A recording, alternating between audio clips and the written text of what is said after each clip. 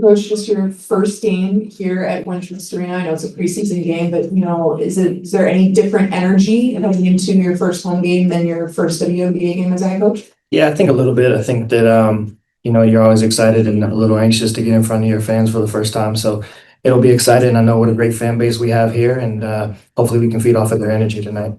And then Mariah Jefferson on the injury report as questionable. Is there any update that you can give on the injury, and will she be available today?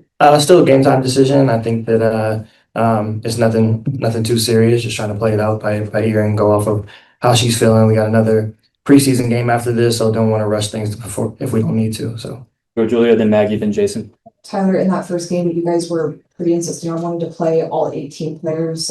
Now that you have a couple fewer players, just how do you approach rotations? What do you want to see today? Yeah, I think that I think we'll mix that up a little bit. The goal is still to play the 15 that we have tonight. Not sure in what sort of order, but that's the plan. That's the plan. So all 14, 15 are ready to go, and so we'll see how it goes throughout the game. For Courtney Vandersloot, now that you've had a few weeks coaching her and seeing how she is in the gym and everything, how have you seen what leadership she can bring to the team? Yeah, I think she's someone that leads by example first and foremost, but she's not afraid to mix it up when she needs to as well. And I think that's what a young team needs. She's somebody that everyone respects from day one, and so she has that commanding voice and that commanding presence to where when she speaks, she has everyone's attention. And so that type of leadership is invaluable. That type of experience you can't get from everywhere. She's in a league with few people throughout the history of this league, and so she's been extremely valuable for us as a staff and for each player. Thank you. Jason. Tyler saw Angel went to the Met Gala and back. What have you learned about coaching her as far as just her various off-court interests and her dedication to the work on the court? I think that the more you're around Angel, the more you understand how she's able to balance the schedule that she has on and off the court, and her willingness to maintain and create time to get better at her craft. Something that doesn't get talked about a whole lot. You see her in all these different areas, but you never see her in the gym online too much. But she's there. She always finds a way to get into the gym, and that's been since I met her from the day that I got this job. So no matter what she's got on her table off the court, she always makes sure to make it a priority to work on her game and to find a way to do so wherever she's at. We'll go Alyssa front row on your left, and then we'll go to Kayla and then Naomi. Hey, Coach. I feel like we haven't gotten too deep yet in terms of what kind of defensive identity you guys are trying to build.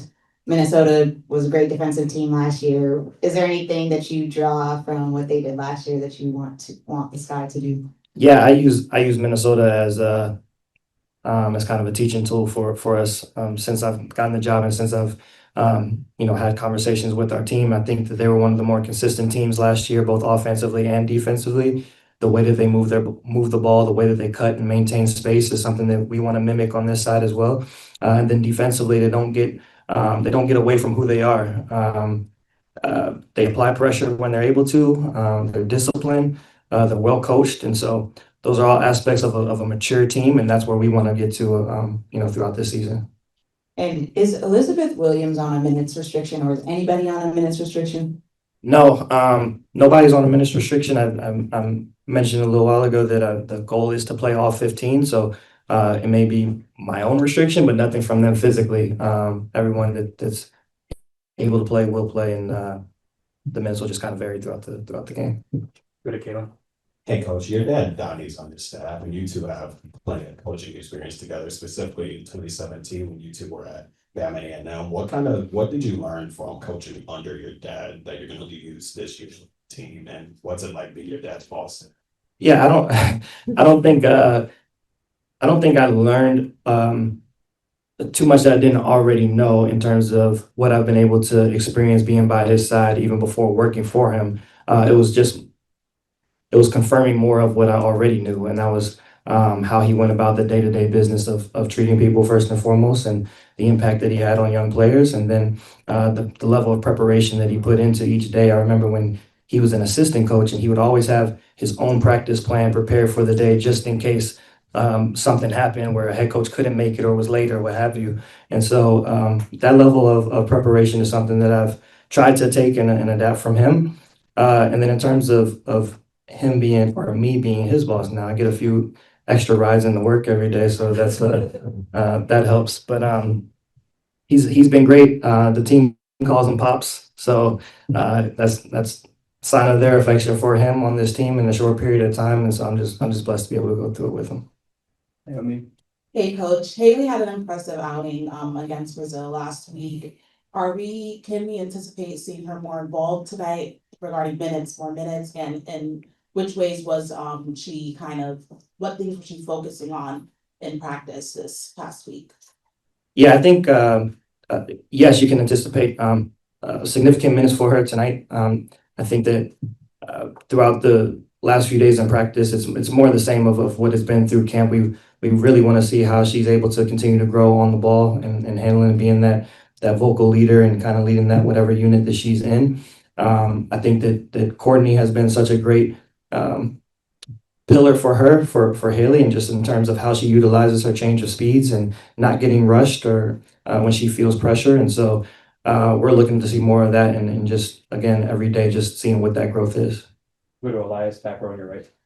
I know pace is important for you on the offensive end. You just talked about the Lynx being, defensively something you look up to, but now getting a chance to play them twice in the preseason as you look to establish your offense, how big do you think that is and how helpful could that be for your team to go up against that at this point? Yeah, I mean, Coach Reeves is one of the greatest coaches of all time, and that team that is put together, again, they're disciplined, they're got a ton of veteran leadership over there, and so they don't beat themselves. And so it's a good test for us to go up against a team like that in the preseason and just get a glimpse of, this is a team that was just in the championship a few months ago. And in a lot of ways, they're part of the standard that is the upper echelon of the W. And so it's a good gauge for our young players to see where we are and how far we have to go. But again, I think the barometer for us is just seeing that day-to-day growth for us and how camp translates into a real game setting. So, Any more, Coach?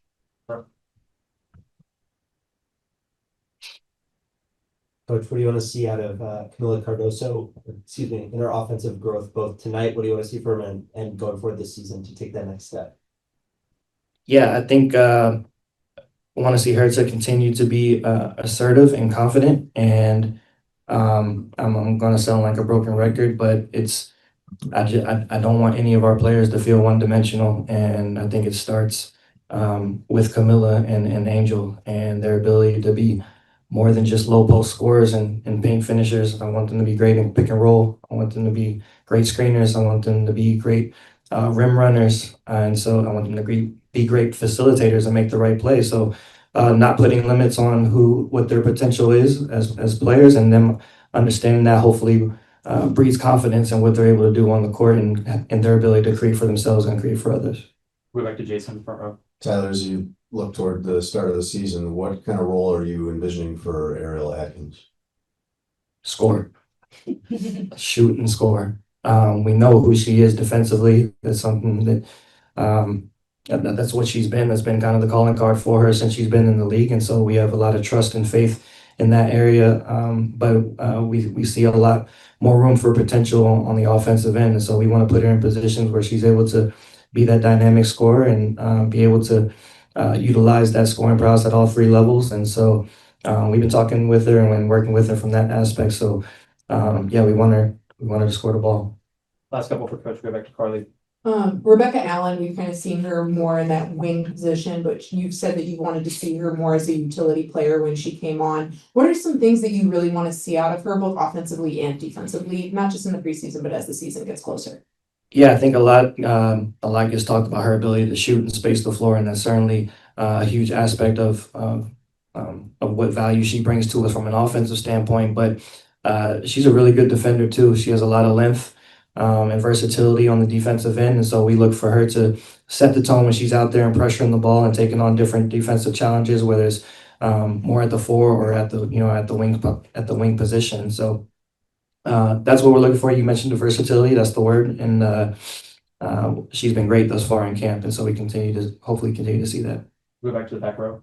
With Ariel and Courtney, you've got players who know how to win this league. How important is their experience for your shaping of this team this year? It's huge. It's huge because you have a lot of young talent mixed in with that veteran leadership. But I think they're two people who are very respected in this league and have done it for a long time and at a high level for a long time. And that in itself commands a level of expectations and a level of respect from everyone that's around. And so they've been great vocal leaders thus far in camp, and certainly have been good examples for our young players.